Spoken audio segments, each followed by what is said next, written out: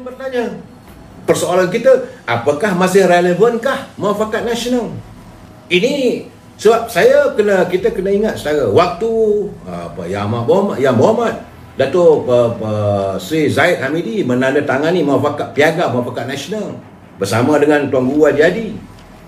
Itu derayan air mata. Tinta itu bersama derayan air mata warga bangsa kita. Tapi akhirnya ke mana? Kita seolah-olah dikhianati. Tak apalah, yang sudahlah. Tapi bila saya dengar Yang Berhormat Datuk Mak Hassan, Yang Berhormat Datuk Tuan Ibrahim mengatakan bahawa perbincangan masih dijalankan berhubung dengan calon dengan UMNO, antara UMNO dengan PAS dalam muafakat nasional. Saya pun ada lagi ke? Saya sebenarnya dah write off dah. Kena kecewa saya. Sebab itu menurut saudara Nazaruddin Zulkifli, dia kata kawasan bandar yang dikuasai oleh Pakatan Harapan, kawasan luar bandar adalah kawasan UMNO. Jadi ketepikanlah perasaan mengatakan menakut-nakutkan rakyat dengan rasisnya di AP lah, apalah, ketepikan. Dalam masa sekarang ni bertanding secara anak jantan, kita santuni secara baik. Soal nak wujudkan muafakat nasional apa semua, dia kata forget it. Itu kata saudara Nazaruddin Zulkifli. Beliau tentu kecewa. Begitu juga dengan Puan Mariah Dain. Dia kata, maaf cakap saudara jangan marah. Dia kata bukan warga tapi pimpinan PAS. Dia kata sukar untuk dipercayai. Kerana mereka tidak jujur, tidak ikhlas. Dan ini mengingatkan saya, waktu menandatangani piagam muafakat nasional, saya berpeluang makan tengah hari dengan Yang Berhormat Mulia Tengku Razali Hamzah. Beliau pernah memimpin Parti Semangat 46. Beliau pernah bersama-sama dengan PAS. Sebab dia kata PAS ni, dia kata saya khawatir lah, dia kata. Sebab mereka ni depan lain, belakang cakap lain. Sebab itu dia meluahkan kenyataan, dia minta kalau boleh PAS, pimpinan PAS jangan main kayu tiga. Saya jangan lupa, ini yang dilapaskan. Kerana beliau pernah bersama-sama dengan Semangat 46, beliau memimpin Semangat 46 membuatkan muafakat perpaduan ummah. Akhirnya Kelantan diperintah oleh PAS sampai hari ini. Tapi langsung tidak mereka mengenang jasa atau semangat setia kawan. Kalau kita lihat, tadi saya berbual dengan sahabat saya daripada Kelantan. Dia telefon saya sebelum maghrib tadi. Dia kata, Tok, dia kata nak tanya sikit lah, macam mana muafakat nasional ni, boleh jadi ke? Dia kata. Saya kata tak tahulah. Saya kata apakah relevan lagi? Saya tak nampak dah relevannya. Apabila PAS hari ini sudah mengerti Perikatan Nasional. Perikatan UMNO tidak menyertai Perikatan Nasional. Dan mereka menyantuni parti PBM. Dan kita tahu bahawa PBM itu bukanlah parti rakan kita. PBM adalah musuh kita. Yang berkali-kali saya katakan, bila kita mewujudkan muafakat nasional, mengundang PBM dalam muafakat nasional seperti mengundang ular berbisa masuk ke lambu kita. Dan PAS begitu tega untuk menyantuni. Satu ketika dulu, kalau saudara ingat, saya pernah sepentas dengan saudara Lokman Adam. Datuk Lokman Adam kata PAS ni, dia kata kahwin di Thailand, betul balik ke Malaysia ni kahwin dengan orang lain pula, dia kata. Saya kata itu masalahnya, kerana kalau diumpamakan sebagai sebuah rumah tangga antara UMNO dengan PAS ni bercerai, dan bila kita rujuk balik bahawa PAS menganggap dirinya sebagai lelaki, dia yang suami, bukan dia isteri. UMNO pula merasakan diri dia itu suami. Ini pertembungan. Ini saya bagi gambaran, saya harap saudara faham. Jadi UMNO kata aku ni suami, PAS pula kata aku yang suami. Jadi kalau dia menganggap begitu, suka akulah, aku nak masuk siapa pun, aku nak kahwin mana dengan siapa pun, suka akulah. Itu yang ada dalam fikiran mereka. Sebab itu mereka tidak sedikit pun nak memikirkan soal perasaan warga bangsa UMNO apabila mereka menyantuni Perikatan Nasional. Dan hingga hari ini, kekhawatiran saya, terus terang saya cakap, yang paling saya khawatirkan, PAS ini digunakan oleh PBM. Sebab terdapat lebih kurang 16 ke 17 orang ahli parlimen yang menjadi katak dan kata budu dalam parti pribumi ini. Mereka dah tahu untung nasibnya. Mereka tentulah akan dibelasah habis-habisan oleh rakyat kawasan mereka bertanding. Orang macam Datuk Hamzah, Zainuddin, Tok Pa,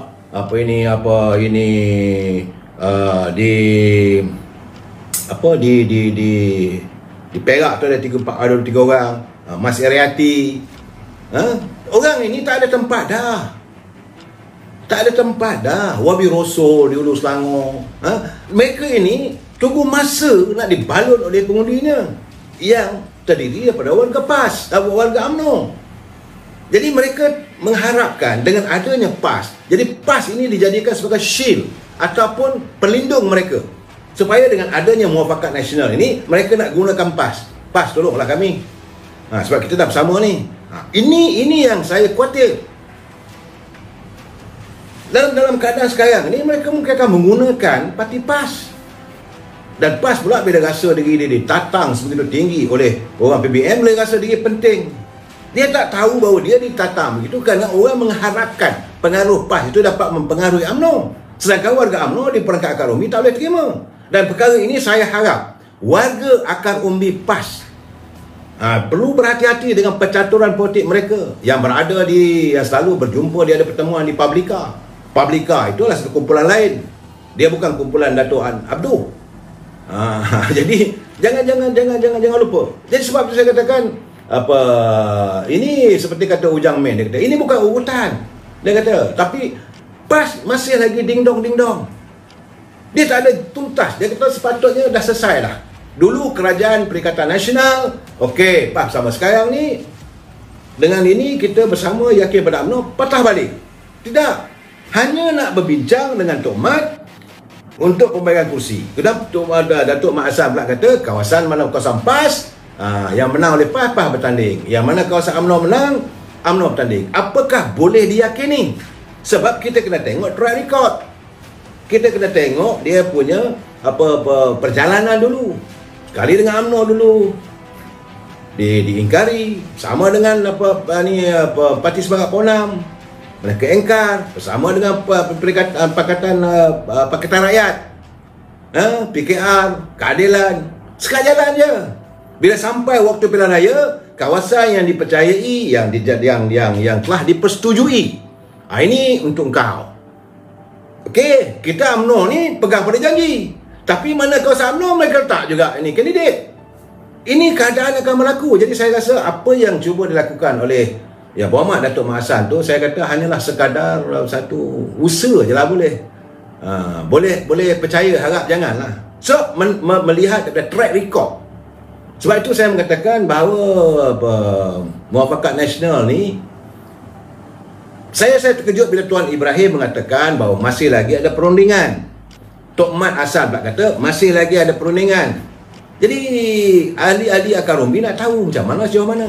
Saya tak berpeluang berjumpa dengan Datuk Zahid Hamidi nak bertanya. Kalau saya tanya mesti saya kena tempelak. You ni tak percaya kat orang selalu. Saya bukan soal tak percaya.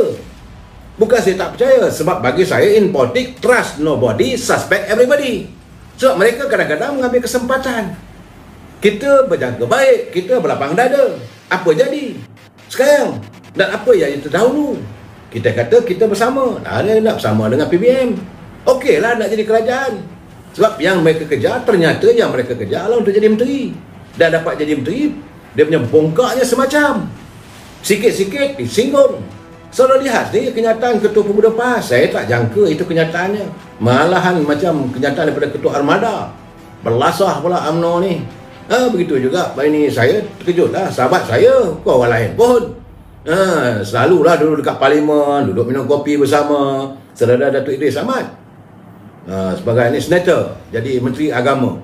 Saya melihat, tapi kenyataan-kenyataan itu bila kita tengok dalam YouTube, tengok dalam media sosial, pedih juga hati kita. Bila mengatakan UMNO ni wal fulus, wal mampus. Macam mana kita nak lupa benda begitu? Ini keadaan saya.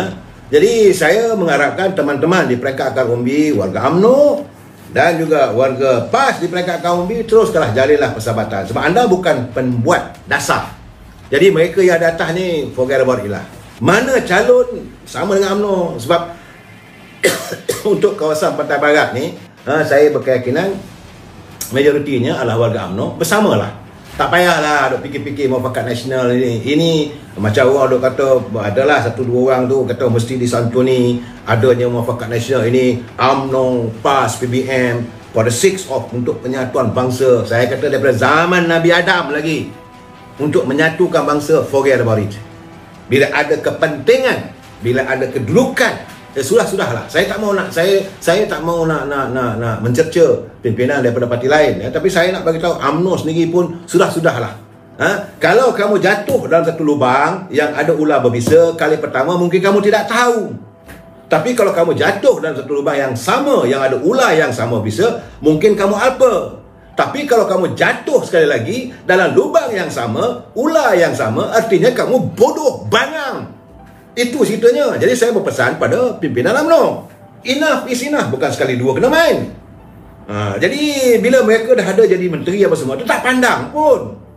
Sebelum tu bagaimana agaklah pergi ke pejabat UMNO yang bagi saya minta maaf lah. Saya minta maaf sebab saya melihat, saya sering juga pergi bertandang ke rumah UMNO. Saya melihat sikap mereka, angkuhnya bila lebay, dah pakai kod, dah keluar pula.